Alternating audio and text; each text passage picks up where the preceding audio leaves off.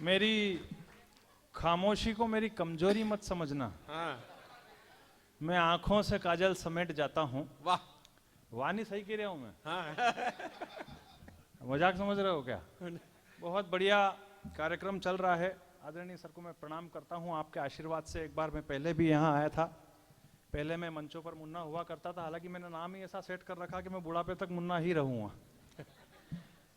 मंच से बार बार बताया गया, एक बात को बार बार रिपीट किया गया कि कवियों को रेल छुड़वा के और फ्लाइट में यात्रा करवाई गई मनहर जी की तरफ से। जी। मेरा दुख ये है कि मेरा आज का पेमेंट भी सुरेश मिश्रा जी ने ही तय किया था। मैं आज भी रेल में ही आया हूं।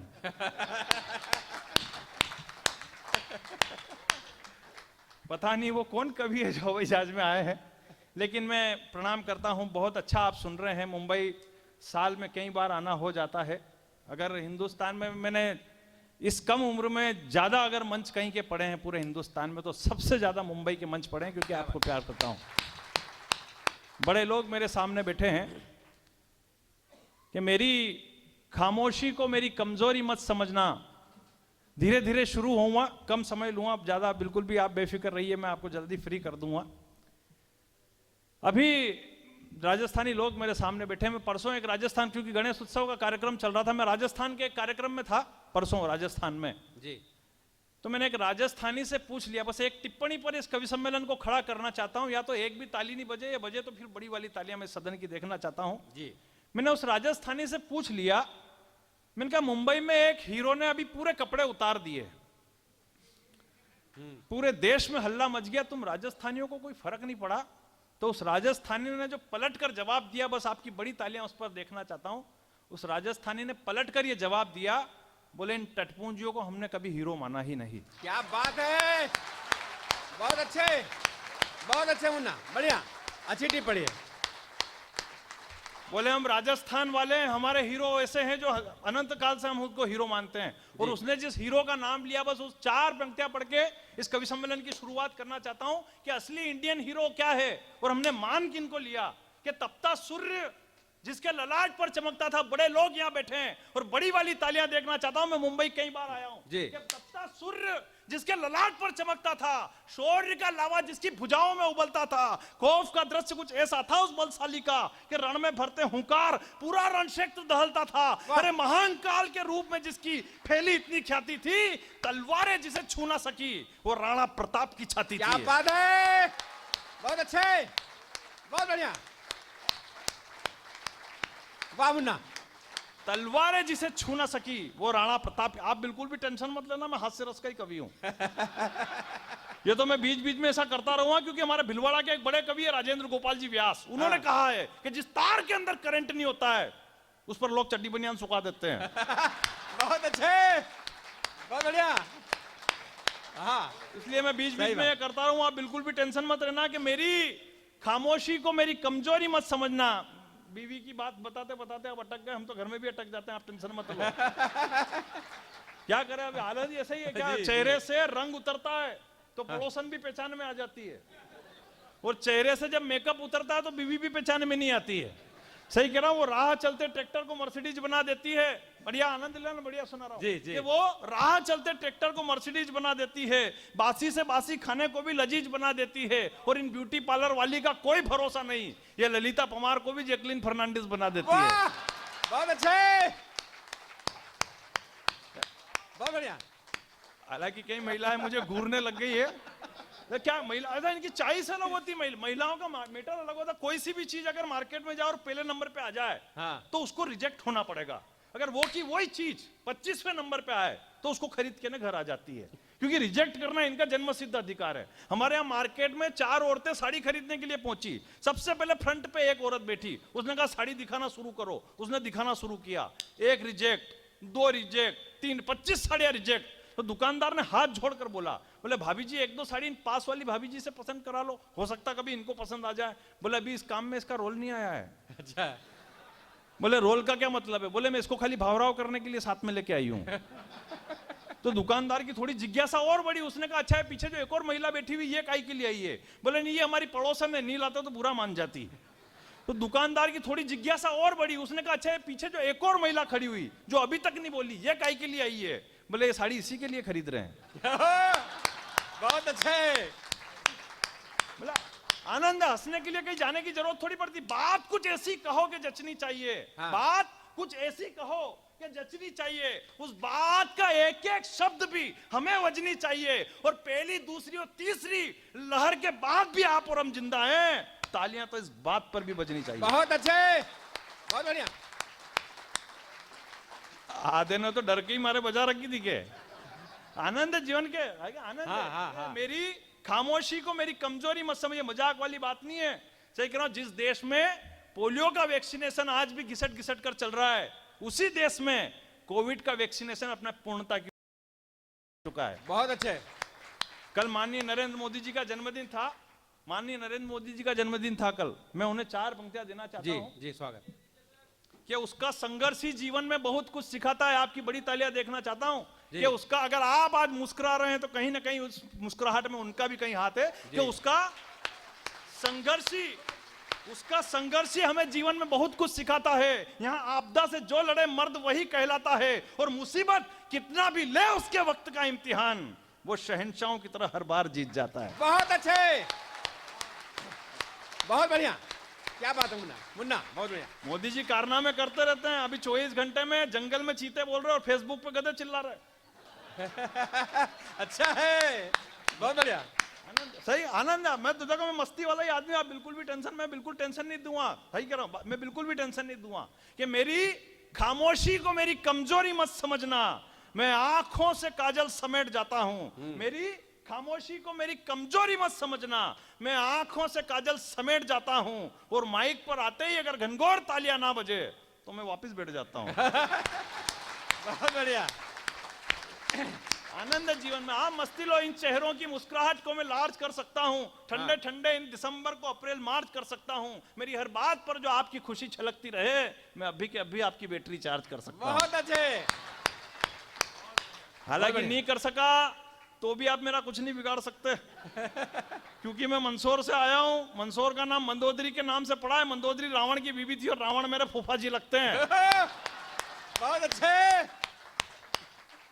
हालांकि मुझे इस बात का कोई घमंड नहीं है, क्योंकि रावण प्रकांड विद्वान, राजनीतिज्ञ, महाप्रतापी, महापराक्रमी, महाबलशाली, महाज्ञानी और विश्व विजेता था। उसमें लाख बुराई थी, लेकिन उसने कभी भी अपने बेटे, मंत्री, संतरी, कुलगुरु और यहां तक कि लंका की प्रजा से एक बार भी ये नहीं कहा कि चैनल को सब्सक्राइब करके बेल आइकन बजा दीजिए। अनुभव अपनी जगह है, कॉन्फिडेंस अपनी जगह है। आप बिल्कुल भी टेंशन में, मस्ती वाला आदमी देखो, हमें तो कॉन्फिडेंस वाले लोग हैं। हम कॉन्फिडेंस, मैं जहां से आया हूं, हमारे यहाँ तो लोग छत पे छतरी सेट करने चढ़ते हैं और पड़ोसन सेट करके नीचे उतर जाते हैं। एक सेटअप बॉक्स से 2 टीवी चलाने का हुनर हमारे यहाँ लोगों में पाया जाता है। लेकिन आप बिल्कुल टेंशन मत लो, मुझे केवल आप 10 मिनट देना, 15 मिनट सुनाऊंगा, 20 मिनट में बैठ जाऊंगा। ये बात मैं हर आधे घंटे में बताता रहूंगा, जब तक कि मेरा 1 घंटा पूरा नहीं हो जाता। बहुत अच्छे। हालांकि मुंबई में समय की अपनी मर्यादा होती है। देश के बड़े कवि आदरणीय विष्णु सक्सेना साहब आज मंच पर बैठे हैं, इनको आज बहुत बड़ा सम्मान मिल रहा है। हम सब अपना अपना काम करेंगे, उसके बाद ये मंच आदरणीय दादा तक पहुंचेगा। हालांकि दादा मुस्कुरा रहे हैं, जान रहे हैं कि ये फोकट की बात कर रहा है। हमारे कवि सम्मेलन के मंच पे यही होता है, जो भी आता पहले नंबर पर यही बोलता है, आज हमें दादा तक पहुंचना है, और खुद का 1 घंटा काम करके निकल लेता है। फिर दूसरे नंबर पे एक और आता है, वो भी बोलता, बोला आज हमें दादा तक पहुंचना है, और वो भी उसका आधा पौन घंटा काम करके निकल लेता है। आखिरी में रात को 4 बजे जब दादा की बारी आती है,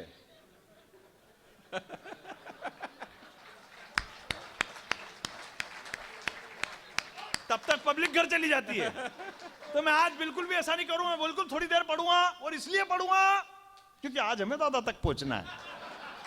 ज्यादा माथाफोड़ी बिल्कुल भी नहीं करूंगा। देखो, जिस काम से आए वो उद्देश्य पूरा होना चाहिए। हिंदुस्तान में जिस काम के लिए हम आए वो उद्देश्य पूरा होना चाहिए, और ये बात हमने भगवान श्री राम से सीखी। भगवान जिस उद्देश्य से धरती पर आए थे, उन्होंने अपना काम किया और वो गए, कि तीनों ही लोग में रघुकुल का ऊंचा नाम कर दिया, लिया अवतार जिस देश से, वो पूरा काम कर दिया। भगवान श्री राम के तो चरण ही अपने आप में कमाल है। कौशल्या के आंगन में रखा, प्रजा भक्त हो गई। अहिल्या की शिला पर रखा, श्राप मुक्त हो गई। मिथिला के स्वयंवर में पहुंचे, सीता राम में लीन हो गई। दंडकारण्य वन में पहुंचे, धरती असुरों से विहीन हो गई। निषाद राज की कुटिया में पहुंचे, मित्रता अपार हो गई। केवट की नैया पर बैठे, भवसागर के पार हो गई। सबरी की कुटिया में पहुंचे, असुरों की धारा उमड़ गई। हनुमान की हथेली पर रखा, भक्त की कीर्ति दुनिया में बढ़ गई। सागर के तट पर रखा, रामेश्वरम की नींव गड़ गई, लंका की धरा पर रखा, लंकेश की नींद उड़ गई, और आखिरी लाइन पर आपकी बड़ी तालियां देखना चाहता हूं कि जो रखा कदम लॉकडाउन में दूरदर्शन पर, तो उस गरीब की टीआरपी बढ़ गई। बहुत अच्छे, बहुत अच्छे, क्या ढूंढ के लाया है, बहुत बढ़िया। हकीकत कि जो रखा कदम लॉकडाउन में दूरदर्शन पर, तो उस गरीब की टीआरपी बढ़ गई। हमारे यहाँ तो दादा वो लॉकडाउन के दौरान जब रामायण आ रही थी दूरदर्शन पर, तो मेरे पड़ोस में भुआ जी बोले भला हो इस कोरोना का जो राम जी के दर्शन करा दिए। वाह, मैंने कहा भुआ जी ये तो अच्छा रहा आपको कोरोना हुआ नहीं, वरना यमराज के भी हो सकते थे। बहुत अच्छे। लॉकडाउन के दौरान बहुत सारी ऐसी बातें, हमारी तो स्थितियां खराब थी लॉकडाउन में, आके दिल की हसरतों को दिल में दबाना तक सीख गए। सुबह सुबह लड़ते हैं और शाम को मनाना तक सीख गए। हमारी स्थिति बड़ी खराब थी। और हकीकत का जिस टाइम पे फुल लॉकडाउन लगा हुआ था, नई बात सुना मिश्रा जी, जिस टाइम पे फुल लॉकडाउन लगा हुआ था, उसमें नवरात्रि आई, मैंने हिम्मत करी, मैंने कहा आज माता जी के दर्शन करना, चाहे कुछ भी हो जाए। मैं घर से बाहर निकला, गांधी चौराहा हमारे यहाँ पे, वहां पहुंचा, पुलिस वालों ने 2 लट्ठे मारे मेरे, लेकिन बंदे ने हिम्मत नहीं आ रही, आखिर माता जी के मंदिर तक पहुंचा। मंदिर गया, माता जी थे ही नहीं मंदिर में। बाद में मैंने कहा चलो अब नहीं है तो यहाँ से भोलेनाथ जी के दर्शन करते हुए चलो, वहां गया तो भोलेनाथ जी भी मंदिर में नहीं। उसके बाद मैंने कहा चलो गणेश जी का हमारे यहाँ मंदिर, गणेश जी के दर्शन कर लो, गणेश जी भी मंदिर में नहीं। उसके बाद हमारे यहाँ बस स्टैंड पे बालाजी का मंदिर में, उनके दर्शन करने गया, वो भी मंदिर में नहीं। आखिर गांधी चौराहे पे 2 लट्ठ फिर पड़े और घर पे पहुंचा हूं। सूजी लेने गया तो सूजी हुई लेके आया। अच्छा है। लेकिन बाद में जैसे ही अनलॉक हुआ, मात अगर पहुंच जाए तो सूचित करना, नई बात बताता हूं, जैसे ही अनलॉक हुआ तो मैं शिकायत लेके माता जी के पास पहुंचा।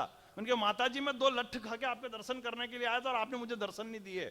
बोले बेटा मैंने लक्ष्मी का रूप धारण कर रखा था, ये फुल लॉकडाउन चल रहा था और मैंने लक्ष्मी का रूप धारण कर रहा था, किसी भी व्यक्ति के घर में पैसे कड़ी की कोई कमी नहीं आ जाए, इसलिए मैं मंदिर को छोड़ के लोगों के घरों में विचरण करने चले गया। बहुत अच्छे, बहुत बढ़िया मुन्ना, बहुत अच्छे मुन्ना।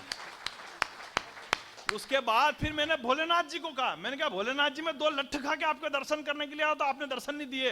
बोले मैंने तो अपने सर पे गंगा विराजित कर रखी है, लोगों के घर में पानी वानी की कोई कमी नहीं आ जाए, इसलिए मैंने नगर पालिका का काम संभाल रखा क्या था। बात है। उसके बाद मैं गणेश जी के पास पहुंचा, मैंने कहा गणेश जी मैं 2 लट्ठ खा के आपके दर्शन करने और आपने दर्शन नहीं दिए। बोले मैंने रिद्धि सिद्धि का दाता हूं, लोगों के घर में पैसे कौड़ी से लेके खाने पीने तक की कोई कमी नहीं आए, इसलिए मैं रिद्धि सिद्धि को लेकर लोगों के घरों में विचरण कर रहा था।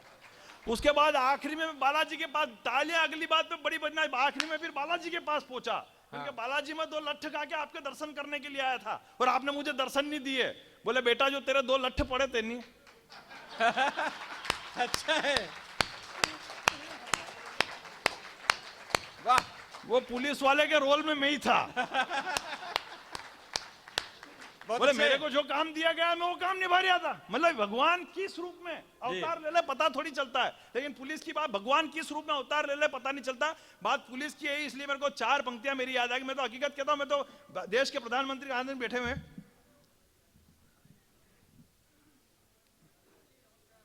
जी जी जी, हम ना सब ठीक है।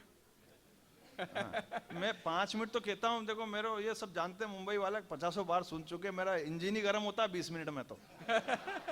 लेकिन आपका आभार है, आप मुझे सुनने के लिए यहाँ बैठे। मैं वो बात बता रहा था, कहाँ बता रहा था मैं बात, मेरी एक तो स्पीड इतनी है। हाँ पुलिस नहीं, मेरे को याद है, पर मैं पूछना पड़ता आप भी सुन रहे हो कि नहीं सुन रहे हो। ये अच्छा है, ये अच्छा है। से भी पूछ लेना चाहिए बीच बीच में, सही कह रहा हूँ। तो बात बता रहा था, बड़े लोग यहाँ बैठे हुए, मैं तो कहना चाहता हूँ पुलिस के बारे में, तो कहता हूँ कि पाकिस्तान चाइना के मुद्दे देश की सेना के साथ साथ एक बार पुलिस को भी देख लेने चाहिए। हो सकता कभी मामले जरा जल्दी निपट जाए। बात अगर पहुंच जाए तो फिर सूचित करना कि जिन फैसलों को लेने में सरकार और कोर्ट देरी करती है, उन फैसलों को कभी कभी पुलिस वाले 2 घंटे में निपटा मारते हैं। वाह वाह। मैं 4 पंक्तियां अपनी जो सबसे ज्यादा वायरल हो पंक्तियां पढ़ने की अब हिम्मत करता हूं। माता बहनें यहाँ बैठी हुई है कि इंसाफ नहीं मिलेगा यहाँ लिखने से मोबाइल में। हमारे देश में अगर किसी भी बेटी के साथ कोई दुराचार हो जाता है तो हम केवल फेसबुक पर अपनी एक पोस्ट डाल के अपने कर्तव्य की इतिश्री कर लेते हैं। लेकिन इस हिंदुस्तान में अब होना क्या चाहिए, 4 पंक्तियां मैं पढ़ता हूं और तालियां आपकी बड़ी देखना चाहता हूं कि इस हिंदुस्तान में अब होना क्या चाहिए कि इंसाफ नहीं मिलेगा यहां लिखने से मोबाइल में। अब वही करना है जो होता है अरब और इजराइल में, और चाहते हो कि सुरक्षित रहे बेटियां इस देश में, तो बलात्कारियों को निपटा दो हैदराबाद स्टाइल में। बहुत अच्छे, बहुत अच्छे, वाह वाह। तो बलात्कारियों को निपटा दो हैदराबाद स्टाइल में। पुलिस अपना काम ईमानदारी से करना चाहती है, लेकिन दुख तो तब होता है जब पुलिस के ऊपर पत्थर फेंके जाते, थूका जाता है और कोई मानव अधिकार वाला उनके समर्थन में जाकर खड़ा नहीं होता है। तब मुन्ना बेटी को एक कविता खड़ी करनी पड़ती है कि एक खाकी के जीवन में कितना दर्द समाया होता है। पुलिस वालों को कम टेंशन होती है क्या? पुलिस वालों को सबसे ज्यादा टेंशन होती है। पुलिस वालों को ऊपर से टेंशन आती है, वो अपने को पकड़ा देते हैं। आवाज आ रही भाई? हाँ, ताली बजाओ फिर एक बार जरा। देखो पुलिस वाले सब काम करना जानते हैं। बहुत बढ़िया। आ रही आवाज? आ रही क्या? हाँ बजे तो ताली बजा दो एक बार जरा, बढ़िया वाली। बस अब मत बोलना, मैं बात बता रहा। पुलिस वालों के ऊपर से टेंशन आती है और कभी कभी वो अपने को पकड़ा देते हैं। वो पिछली केंद्र की सरकार में तो एक मिनिस्टर साहब ने घोषणा कर दी थी, बोले अब जो खुले में शौच करने जाएगा उसे पकड़ के अंदर बंद कर देंगे। कौन कर रहा बंद? मिनिस्टर साहब आ रहा बंद करने कि गांव के लोग एक दूसरे को करेंगे। करना बेचारा इन पुलिस वालों को, इनके जीवदोरी कितनी टेंशन हो गई। सुबह 5 बजे मुखबिर का फोन आएगा कि भेड़िया खेत की वागड़ पे बैठा आके गिरफ्तार करो। नहीं ये अगर ढीले ढीले पहुंचे ने भेड़िया निपट ले तो वाह क्या। और ज्यादा टेंशन, उसको भी लोन सबूत भी तुकवाओ।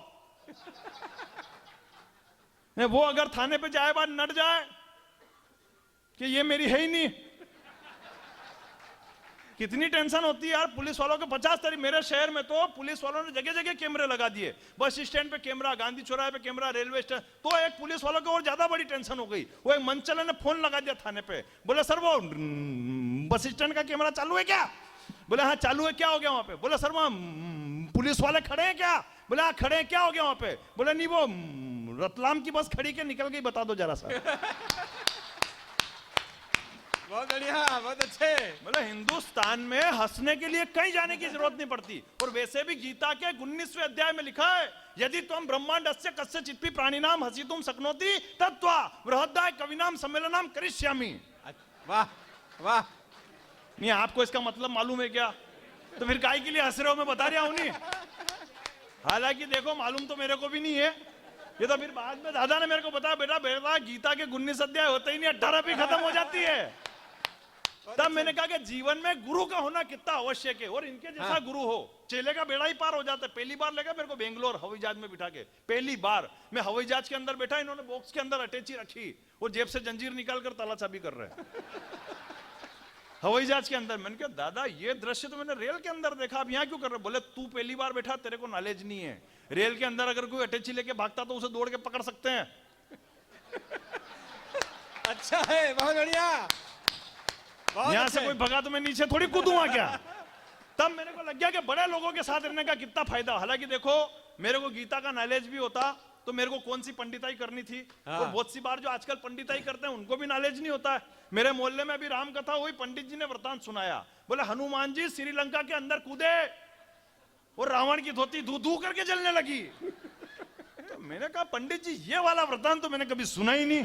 तो पंडित जी ने तुरंत डैमेज कंट्रोल किया। उन्होंने कहा नहीं बेटा आग तो हनुमान जी की पूंछ में ही लगी थी, रावण की धोती तो धो के ने तार पे सुखा रखी थी, उसने आग पकड़ ली। बहुत अच्छे। अपन लोग डैमेज कंट्रोल करने के मामले में कितने, और ये कवि क्या है? हाँ। ये डैमेज कंट्रोल करने हम क्या है? हम सब डैमेज कंट्रोल करने के मामले सबसे ज्यादा माहिर है। आज तो खैर यहाँ वापस भाजपा की सरकार हो गई, वो कोई टेंशन वाली बात नहीं। उधर हम राजस्थान में जाते हैं, हमारी टेंशन खड़ी हो जाती है। 90% कभी भाजपा वाले होते हैं। अच्छा है, बहुत बढ़िया, बहुत अच्छे। और राजस्थान में जाते नहीं तो वहां होटल में आके हमको चमका के जाते हैं राहुल गांधी के खिलाफ।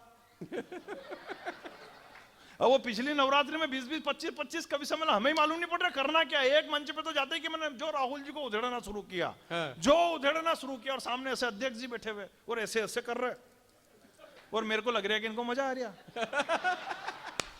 तो मैंने और उधेड़ना शुरू किया। फिर नीचे से एक पर्ची आई, बोले बेटा मंच कांग्रेस का है, आज पेमेंट लेके जाएगा कि अटैची भी यहीं छोड़ के जाएगा? बहुत अच्छे, बहुत बढ़िया। तो मैंने जो डैमेज कंट्रोल किया, तालियां उस बात पे बजा, मैंने जो डैमेज कंट्रोल किया, मैंने कहा राहुल अगर 97 पे आउट नहीं होता तो भारत आज वर्ल्ड कप जीत जाता। बहुत अच्छे। अध्यक्ष जी ने वापस ताली बजा दी। हम तो क्या डैमेज कंट्रोल, हालांकि इसमें कोई अच्छे वाली बात नहीं है, मेरे को भी उस व्यक्ति के लिए डैमेज कंट्रोल करना पड़ा जिसने पूरी पार्टी को डैमेज करके रख रखा है। वाह, सही कह रहा। अभी उत्तर प्रदेश के चुनाव में राहुल जी ने मंच से घोषणा कर दी, बोले मैं पांडव हूं बाकी सब कौरव है। मंच से घोषणा कर दी, बोले मैं पांडव हूं बाकी सब कौरव है। तो पूरे भाजपा के लोग पीछे पड़े उनके, बोले कैसे कह दिया अपने आप को आपने पांडव, कैसे कह दिया अपने आप को आपने पांडव। तो राहुल जी ने पीए से पूछा, कौन थे रे पांडव?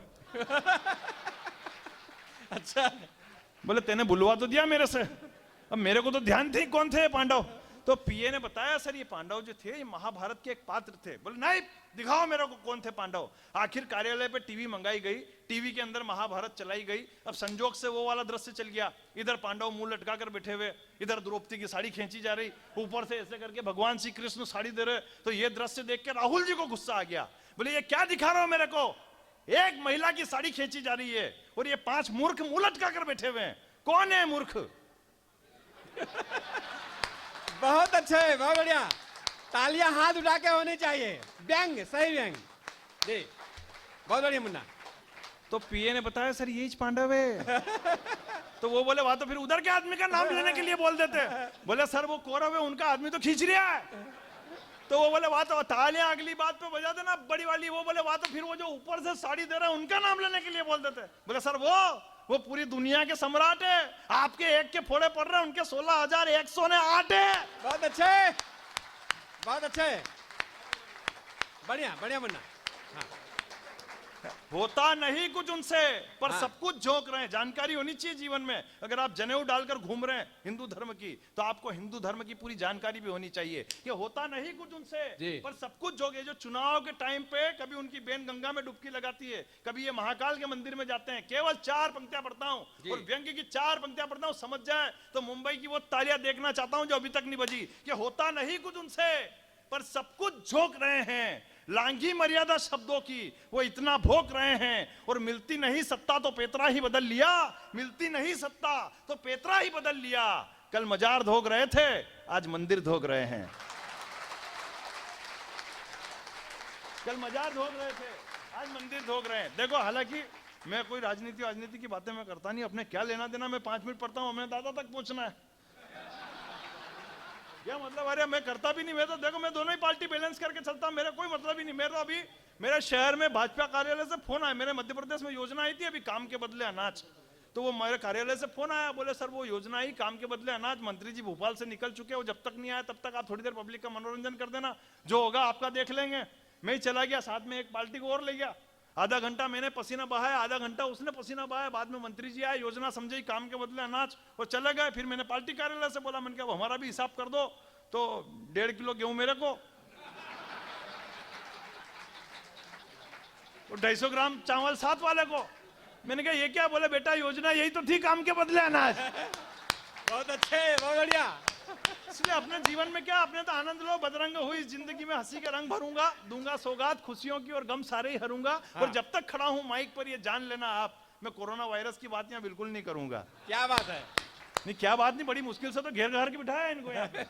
उसके बावजूद क्या कोरोना है वो बाद में बता रहा था आपको, कि दिल की हसरतों को दिल में दबाना तक सीख जाए। जो कोविड में हमारी स्थिति थी, स्थिति आपकी भी ऐसी थी, आप कबूल नहीं करोगे, मैं यहाँ से कबूल कर रहा हूँ। हाँ। कि दिल की हसरतों को दिल में दबाना तक सीख गए। सुबह सुबह लड़ते हैं और शाम को मनाए। देखो खुशी होती है, अपन हिंदुस्तानी लोग हैं, अपन कम में ही खुश हैं, अपने को ज्यादा बड़ी खुशी चाहिए नहीं। मैंने अभी लाफ्टर पे भी कहा था, मैंने कहा अपन हिंदुस्तानी। मैं अभी जयपुर गया था कवि सम्मेलन करने, मेरे को एक अंग्रेज मिल गया, मैंने अंग्रेज से पूछा, मैंने कहा तुम अंग्रेज लोग खुश कब होते हो?